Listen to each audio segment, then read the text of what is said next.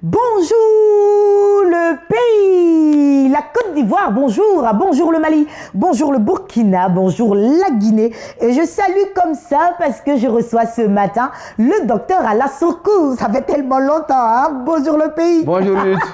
Docteur Alla, je suis très heureuse d'être en votre compagnie ce matin. Je suis sûre que vous êtes surpris également de me voir ce lundi. Et oui, normalement, vous devrez retrouver, ce mardi plutôt, vous devez retrouver Adrienne Nao, c'était convenu, mais Adrienne n'a pas pu être là pour une très bonne cause hein, que je vous réserve juste après le docteur Alla Sourkou. Donc restez là, il y a une bonne nouvelle, une excellente nouvelle. Mais pour l'heure, je vais y aller avec le docteur Alla, avec qui hein, je vais parler aujourd'hui d'un thème assez spécial. Ça faisait très longtemps et c'est avec beaucoup de plaisir que je le reçois.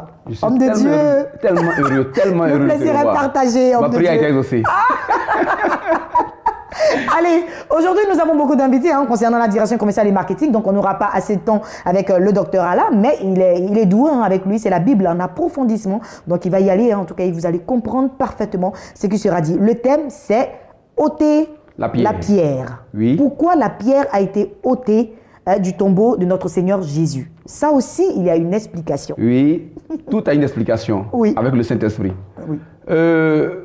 Ôter la pierre. D'abord, je parle de la résurrection de Lazare.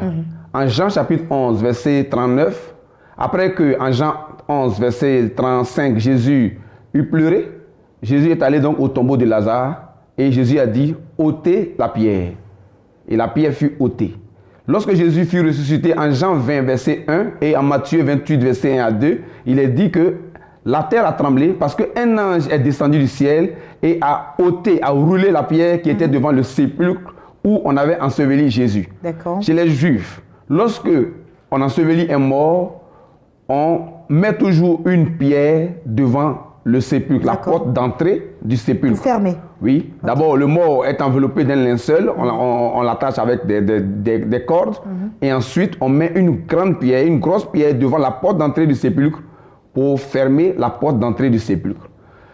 Avant d'arriver donc à la résurrection de Lazare et à la résurrection de Jésus, je veux faire savoir que la mort dont il est question, c'est la mort de l'âme. Autrement dit, l'âme qui est porteuse du péché. Car Ézéchiel 18, verset 4 et le verset 20 dit que l'âme qui pêche, c'est celle qui mourra. Et Romains 6, 23, on le sait, dit le salaire du péché, c'est la mort. Donc, la mort physique n'est qu'un symbole.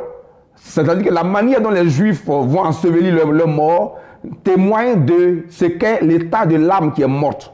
Une âme qui est morte est considérée comme un cœur incrédule, un cœur endurci, un cœur de pierre.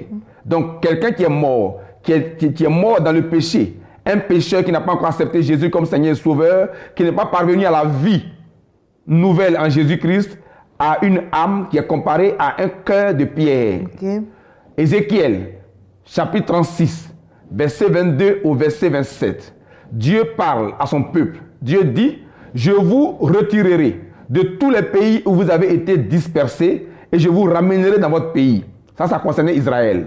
Mais par rapport à chacun d'entre nous, à l'humanité, tous ceux qui n'ont pas accepté Jésus comme Seigneur et Sauveur sont morts quoique vivants et sont spirituellement parlant dans ce qu'on appelle le séjour des morts. Babylone est le symbole du séjour des morts. Tous ceux qui n'ont pas encore accepté Jésus sont morts quoique vivants. Et tous ceux-là, non seulement ils sont souillés par leurs idoles parce qu'ils sont idolâtres, ils sont impurs aux yeux de Dieu. Et la Bible dit qu'ils ont un cœur de pierre.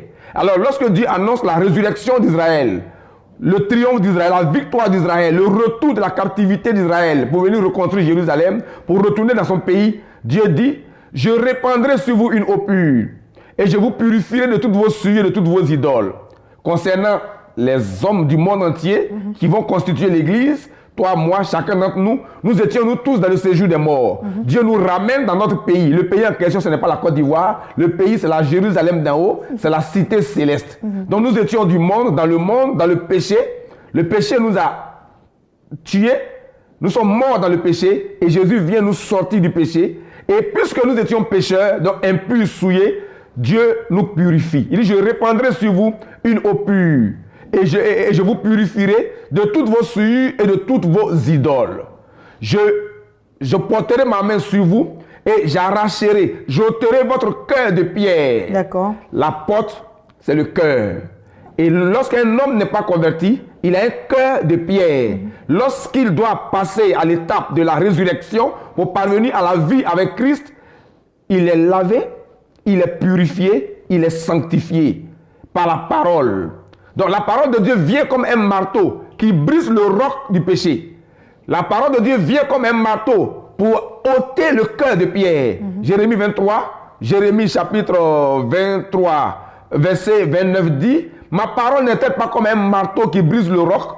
Donc la parole de Dieu qui proclame la bonne nouvelle vient enlever le cœur de pierre, vient ôter le cœur de pierre. La porte d'entrée du sépulcre, là où on ensevelit le mort, c'est le cœur de l'homme. Un homme qui n'a pas encore accepté Jésus comme Seigneur Sauveur a un cœur de pierre. Lorsqu'il vient écouter la parole de Dieu est comme de l'eau qui purifie son être entier, qui purifie son âme. Et quand la parole passe avec un feu d'épuration, un peu de sanctification, un feu qui nettoie. Et la parole aussi qui vient est comme un marteau qui vient briser le roc. Donc le cœur de pierre, c'est simplement, ou alors la pierre qui est devant le sépulcre, c'est le cœur de pierre, le cœur ancien, le cœur de péché que Jésus va ôter. Il dit, je ôterai de votre corps le cœur de pierre et je vous donnerai un cœur de chair. Donc quand vous venez à Christ pour écouter la parole de Dieu circoncis votre cœur ou alors ôte de votre corps le cœur de pierre.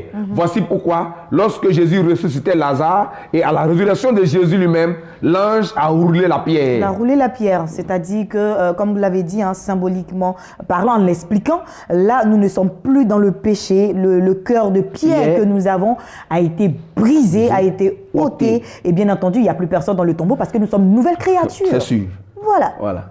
Voilà, c'est génial. Bien assimilé.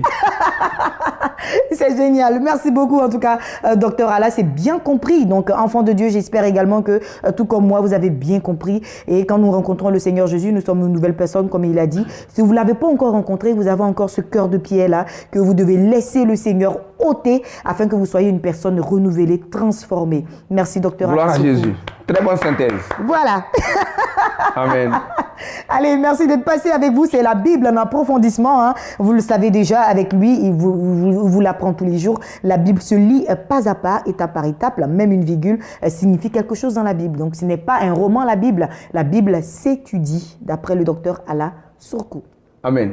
Je vous souhaite de passer une agréable journée. Gloire à Jésus. Ça fut un plaisir. Tellement heureux. Tellement heureux. Adrienne Nao.